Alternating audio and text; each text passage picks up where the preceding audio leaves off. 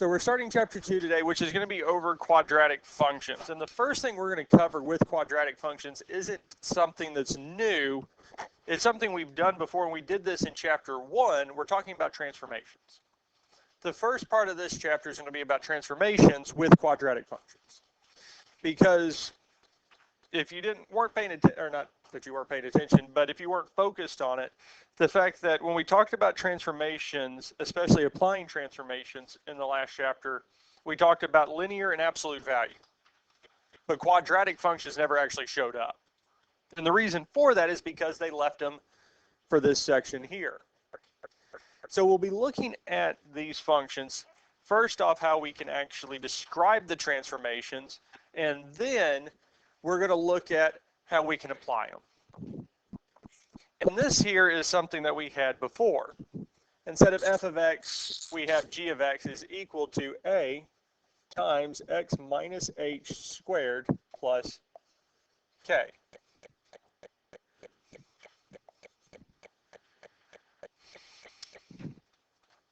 A times x minus h squared plus k. Now we could also think of this in a little bit different form as a times b times x minus h squared plus k.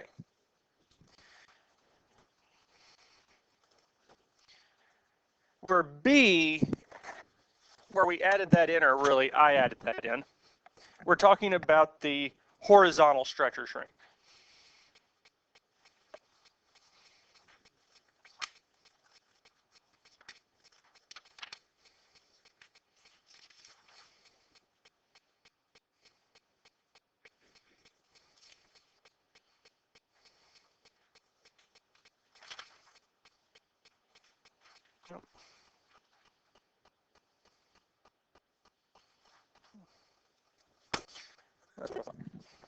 Now, there are different parts to this here, and we'll go through each one because when we talked about this before, the A out front was our reflection across the x-axis or vertical stretch or shrink. Our B, the values that came here, if it was negative, it was a reflection across the y. And then our number would tell if it's a horizontal stretch or shrink. And again, whenever we're inside parentheses or absolute values, it's the opposite of what we think. Then our H, y'all remember which direction that moved this? Almost. Left and right. Inside is left and right. Now K on the outside is up or down. And these are the transformations we'll be looking at today. And the first one we have is horizontal and vertical. And this is already written in. You don't have to fill this in. Because when it's inside the parentheses, we're moving it left or right. And it's the opposite of what we think. That's the easiest way I found to think of this. Because if the value of h is positive, is greater than 0, it's moving to the right. But inside the parentheses, it's going to look negative. And if the value of h is negative, it's going to look positive, and it's going to move it to the left. And up and down is exactly as what we think it is. Up and down is going to be a value that's added or subtracted to the term that's squared, either in parentheses or not. And it's going to be exactly what we think. If the term that we're adding, this value of k, apparently we're going to scroll, is positive, it's going to move it up. If it's negative, it's going to move it down. So let's look at our first example. Now, we're not going to have to graph these. Been trying to remind myself for the last so many years to remove the graphs off these, but we can totally tell that I definitely removed the graphs off of all of these.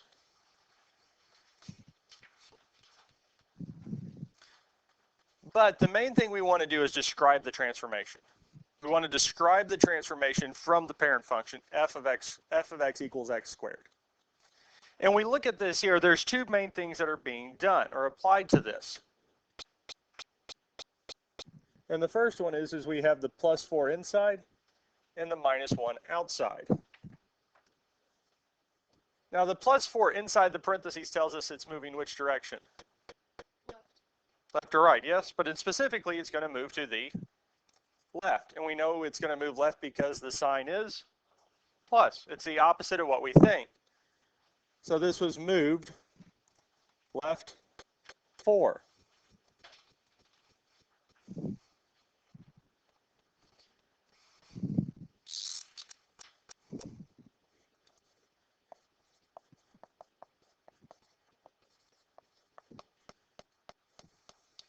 And down 1, yes. And we know it's moving down 1 because of the -1 on the outside. When it's outside the parentheses, it is exactly what we think.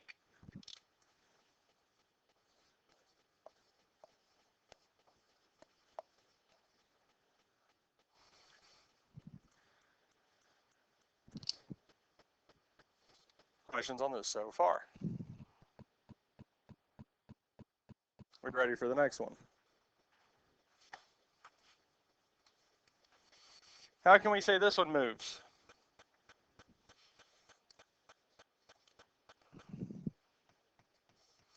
Yes.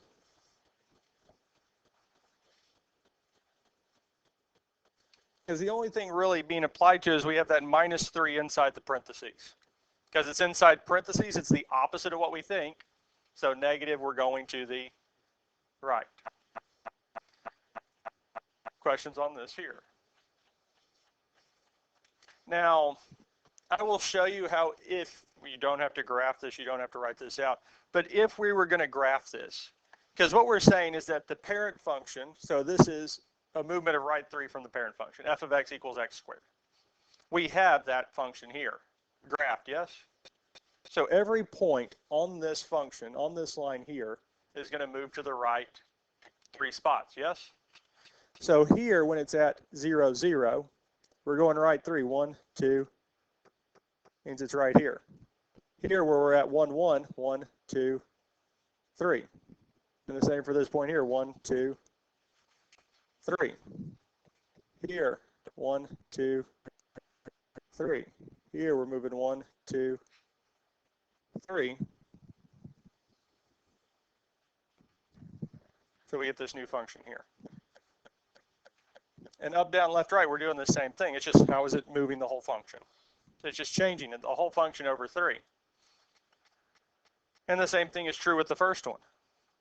And again, these transformations, how we actually graph them, isn't hugely important, but having an understanding of what it does to the function is helpful, because then we can know what kind of solutions we're going to get when we start solving. Questions on this here?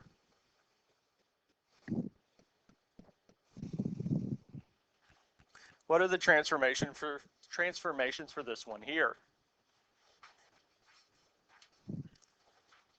So we have 2 spots, yes? Inside parentheses, which directions do we go? Left or right, or up and down? Left or right, yes? And it would be right too.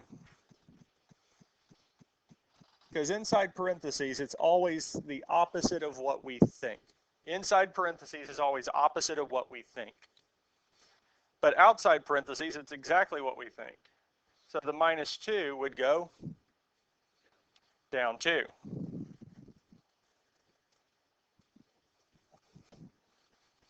Because it's minus, it means it's going down. Questions on this here? Because if we were going to graph it, we would just move that entire function over 2 and down 2.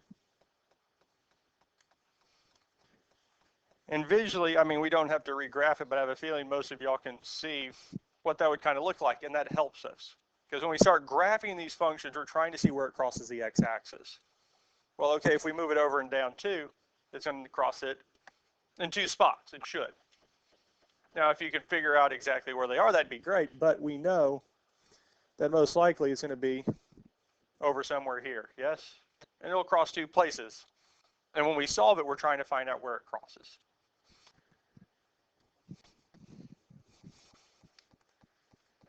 Let's look at this one here. So we have x plus 5 squared plus 1. So what's one movement we know for sure? So this moving left and right, yes? So we're going which direction? Left, because it's plus. How far? And up 1. Is a plus 5 telling we're going to move 5 units, opposite of what we think, so it's moving to the left. And plus 1 on the outside means we're moving up 1. Questions on this here?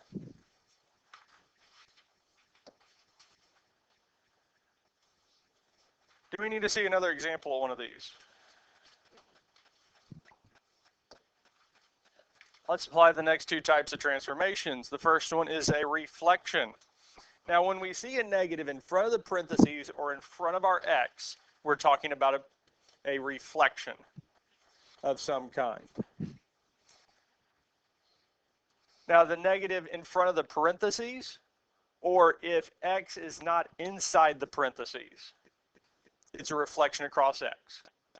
So if the negative is in front of the parentheses or in front of x when it doesn't have them, it's across the x. If the negative is inside the parentheses, it's going to be across the y-axis. If the negative is inside the parentheses in front of x, it's across the y-axis. Now, what they're talking about with this here, because if we don't have a horizontal translation that's not moved to the left or right, the function is just going to be itself. It's reflecting back onto itself. Questions on this here?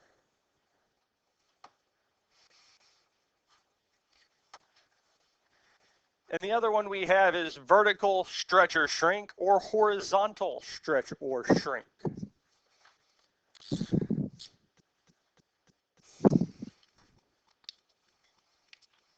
Vertical stretch or shrink is on the outside the parentheses.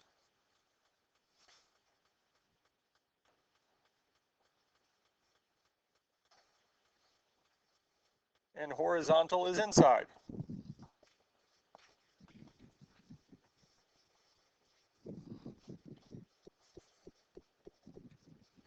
Now, vertical stretch or shrink makes sense to us. Because if the value of a, that number in front of it, is greater than 1, it's going to be a stretch, yes? If it's between 0 and 1, it's our fraction, it is a shrink. We covered this last chapter, yes? Stretch or shrink? Any questions on those two for vertical? Now, what have we been saying about operations or these transformations that are inside parentheses? They are what? The opposite of what we think, yes? So with horizontal stretch or shrink, if the value of a is greater than 1, we would think it would be a what? Stretch, yes? Opposite of what we think, it wouldn't be a stretch, it would be a shrink. If we get a fraction, say 1/4, inside the parentheses in front of x, it looks like it should be a horizontal shrink, but it's actually a stretch. Because again, the opposite of what we think inside these parentheses is going to hold true. Questions on this here? So let's look at this next one. G of x equals negative 1/2 x squared. So we have a negative and we have the 1/2, yes? So the negative, when we talk about reflections, there's one of two types it could be. It's either across the x-axis or across the y-axis. So when it's across the x, it's outside of parentheses. If it's across the y, it is inside. Do we have parentheses? So can it be across the y? That's going to be the one giveaway for y-axis. We have to have parentheses and the negative with the x. Because this here, having parentheses with that negative right next to the x inside of it, is going to be across the y. If there aren't any parentheses and it's right in front of it, it's going to be x. So we're going to come back to it. And it looks like we don't have a single one where it's across the y. Now, here, I'm going to give you an example so we can kind of distinguish between the two.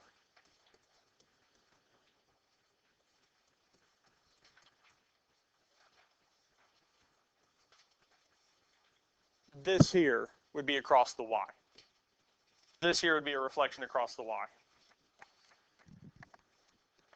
because this isn't included in your notes, but this one here would be across the y-axis because it's inside those parentheses. That negative 4x, that negative x is inside the parentheses, so it's going to be across the y. But here, since the negative is outside the parentheses, it's going to be a reflection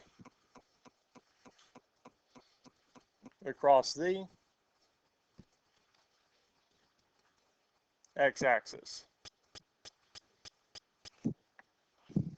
Reflection across the x-axis. When it's outside those parentheses, it's going to be a reflection across the x-axis. And if there's no parentheses included, it's just understood it is outside. Part of it. Because the reflection across the x-axis took care of is understanding that negative. We still need to address the 1/2. Now, is that going to be a vertical or horizontal stretch or shrink? So horizontal is where? Inside parentheses. Horizontal is inside.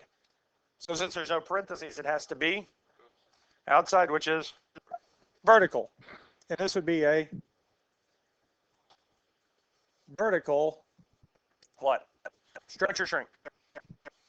Shrink, because the number is what? Not the negative, it is a half. Smaller than 1, but greater than 0. Because if it's between 0 and 1, it is a shrink. If it's greater than 1, it's a stretch. And the negative in front of it is purely related to reflection. The negative is straightly reflected to reflection. Now, a number of y'all put this on the homework in last chapter, and if y'all do it again, I'm going to continue to mark all points. Because this is not just a vertical shrink, it's a vertical shrink, what? Of 1/2. We've got to put the amount. We've got to put the amount. Whenever we talk about a stretch or shrink, we've got to put the amount. Just like what we did with up and down, left and right. We just didn't say it moved up and right. We said it moved up this amount, right this amount. We need the same thing with vertical stretch and vertical shrink. The only one we don't put an amount for is reflection, because it's just a line that it's reflecting across. Questions on this here?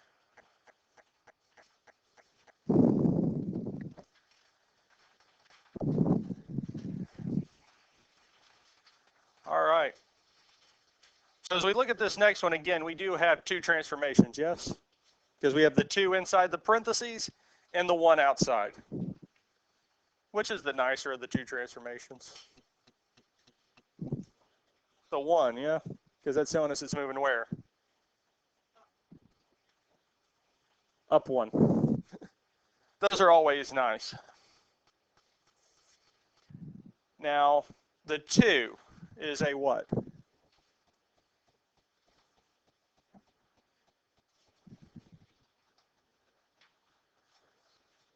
It's inside parentheses, yes? In front of the x, which is a horizontal stretch or shrink, yes? Now again, it's a 2, a whole number greater than 1, yes? So it looks like it should be a inside parentheses. It's the opposite of what we think, so it's a shrink. Because again, even with left, right, up, and left and right, it's the opposite of what we think. Horizontal stretch and shrink, it's the opposite of what we think. So if it's bigger than 1, it's not a stretch, it's a shrink. And a horizontal shrink. So it's only vertical if it's inside the parentheses, right? So it's vertical stretch or shrink if it is out or no parentheses. No, so it's horizontal. It's inside. So horizontal altogether is just opposite of what you think. Yep. And so the amount that we're stretching or shrinking it by, the best way I can say, let's get it to something that actually makes sense. Because for this here, horizontal, or we talk about shrink with vertical, it's what? Less than 1, yes? So with horizontal stretch and shrink, when we talk about the scale, they make it match up to that. So we would flip it. We flip it. So if we flip 2, it becomes what? 1/2. We flip it. Because we don't write 2 over 1, but it becomes a half. So any whole number is going to be 1 over whatever that number is. If it's a fraction, the bottom becomes the top, and the top becomes the bottom. We flip it. Now it makes a little more sense, a horizontal shrink of 1/2. Kind of like when we talked about plugging it into the function, where we had to flip it to plug it in. The same with this here. We flipped it to plug it in. When we pull it back out, we've got to flip it back. Questions on this here? And that right there is the hardest part of this lesson today. Just knowing to flip it. Let's look at another one. Do we always flip it if it's a whole number? Flip it as a whole number or fraction. So if it was, say, I'll just do an example here. We said f of x equals 3/4 x squared. This here would be a horizontal stretch or shrink because it's inside parentheses. And we would say horizontal what? Stretch. You had it. Because again, inside parentheses is opposite of what we think. Even if it's the horizontal stretch or shrink or our left or right, it's the opposite of what we think. Because since it's a fraction, we think it should be a shrink, but it's actually a stretch of, and again, we flip it to 4/3. Because then it is, when we talk about its actual amount, it's greater than 1. Because when we talk about horizontal stretch or shrink, because vertical stretch, and this is loose in kind of a description, because when we talk about a vertical shrink, it's increasing slower on the y, yes? Which means it's increasing faster along the x. And that's kind of what it's using. There's a lot of other deals that go into it, but we won't delve into those. But this kind of makes sense with this here. And this is, I think for 1-1, 2-1, one of the harder parts of this identifying the transformations.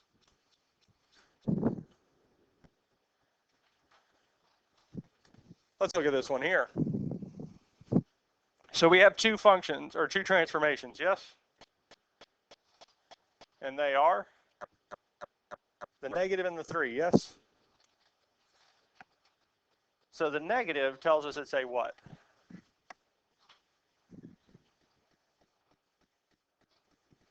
Reflection. Whenever we have a negative in front of the x or set of parentheses where x is contained, we're talking about a reflection. If it's inside parentheses, it's across the y. If there are no parentheses or it's in front of the parentheses, it's across the x. So this here is across the x-axis. What else do we have?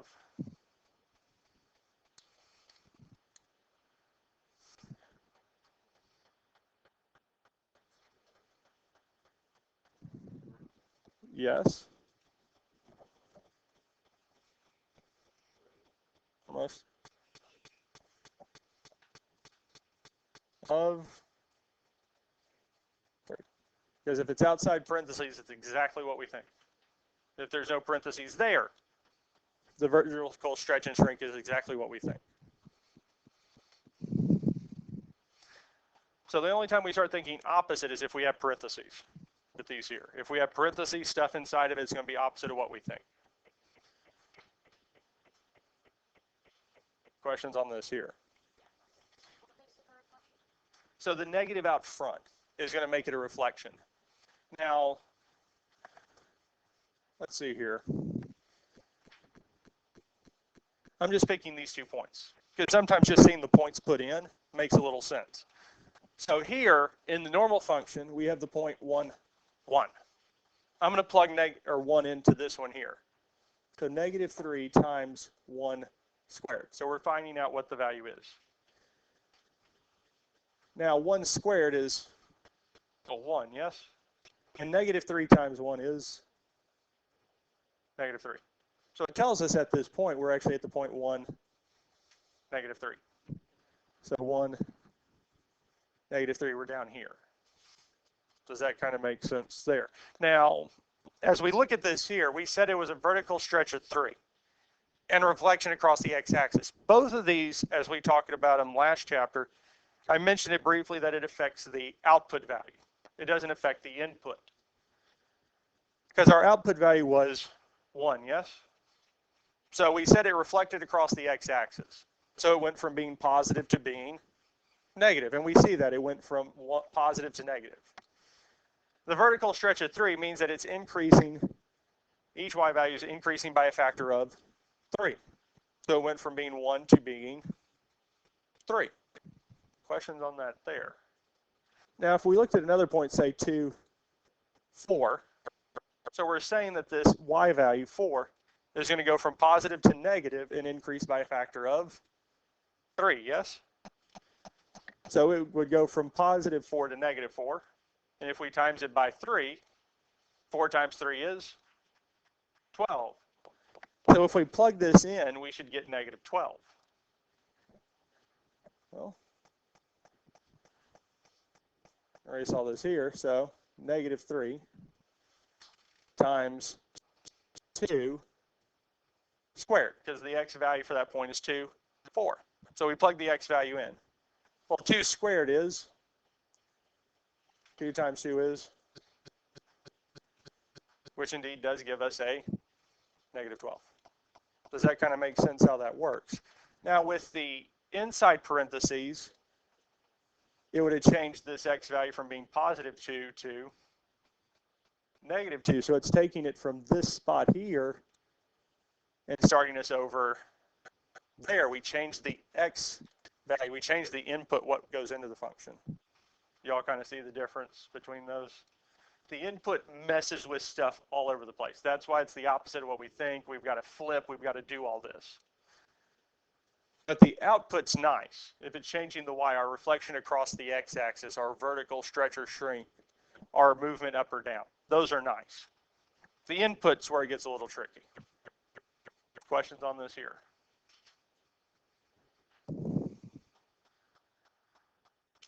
Let's look at this one. We have 2 movements again, yes? Let's list the nicer one first. Which one do we think is a little bit nicer? The -2, yes? Because that just tells us it moves where? Down 2. And unfortunately now we have to look at the 1/4, yes? So what kind of movement or transformation would that be? It's going to be horizontal. Yes.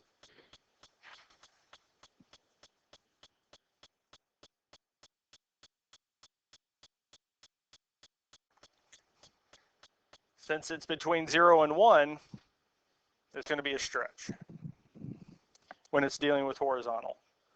Because it feels like it should be a shrink, but again, inside parentheses is the opposite of what we think.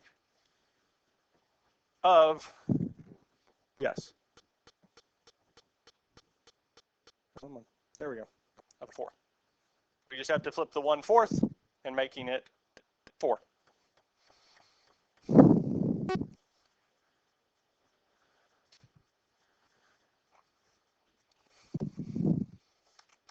Questions on this here?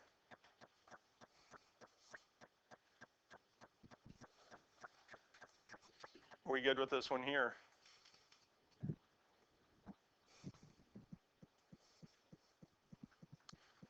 Well, here we only have one transformation, yes? And it's the what? 1/3, yes? And it's inside parentheses, so it would be horizontal, because we're talking about multiplication.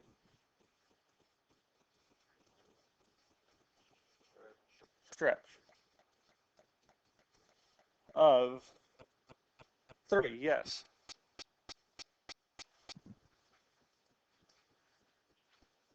Now, if flipping it is, you find it a little bit challenging, you can use the calculator because you can do 1 over and stick that number or fraction in and hit enter and it'll do it for you. So I'll pull the calculator up here because with most numbers, whole numbers, it's just 1 over whatever that number is. Now with fractions, when you say alpha y equals enter, 1 over alpha y equals enter, and we could say 1/3. And it'll simplify it for us. And it doesn't matter what the fraction is. Because I could have said, well, 4/3. I'll transfer it to 3/4. So either one of the calculators will do this here. So alpha y equals, and it'll pull it up there. And the first one is our just normal fraction. And then we have the mixed number. And the third one will switch it from a mixed number and fraction. And again, on the test or any of those asked, I will tell you what those are. And that one they're asking how to get a fraction is one of the most common questions that most people have. Any other questions on this here?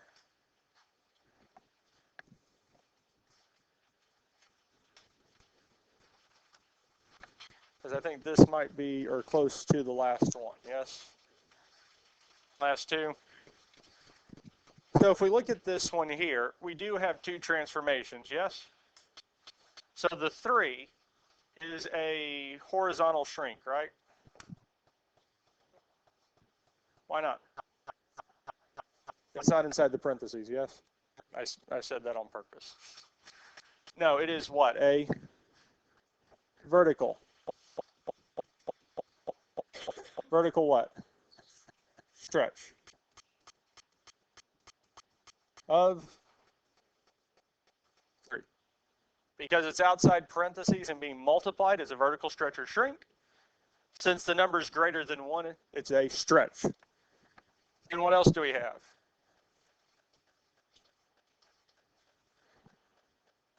We have the -1 inside the parentheses, yes?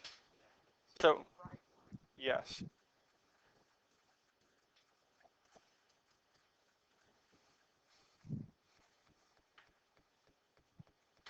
And that's it.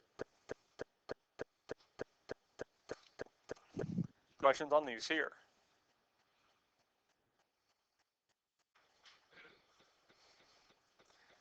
How many transformations do we have here? Because we have the negative outside the parentheses, we have the +3 inside, and we have the +2 outside. So which one do we want to apply first? 2, so it's going where? Up 2. Then where are we going? So we will get, yes, because we will say a reflection across where? Yes. And we know it's x because? Is where? It's outside, yes? Negative outside the parentheses, it's across the x-axis. But we are still missing 1. Left 3. Inside parentheses is opposite what we think. Since it's +3, it seems like it would go right, but it's actually going left.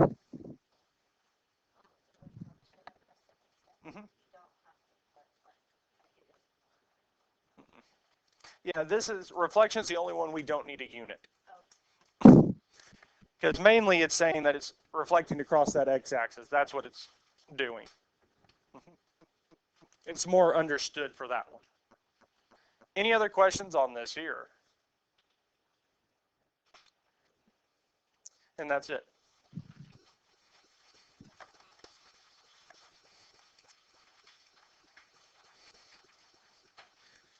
Now again, on all of these here, you do not graph any of this.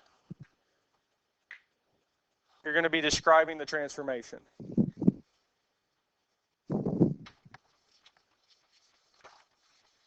So for problems 3, 4 through 7, describe the transformation.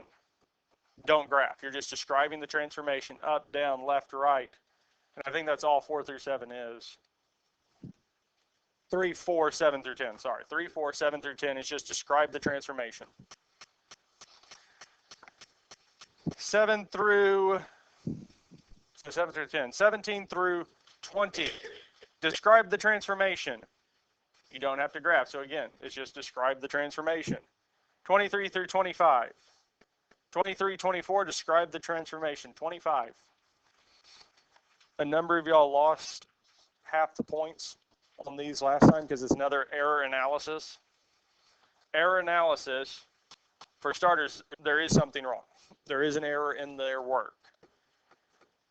One, you try to figure out what it is, so state what they did wrong, and secondly, fix it. So you want to state their error and fix it.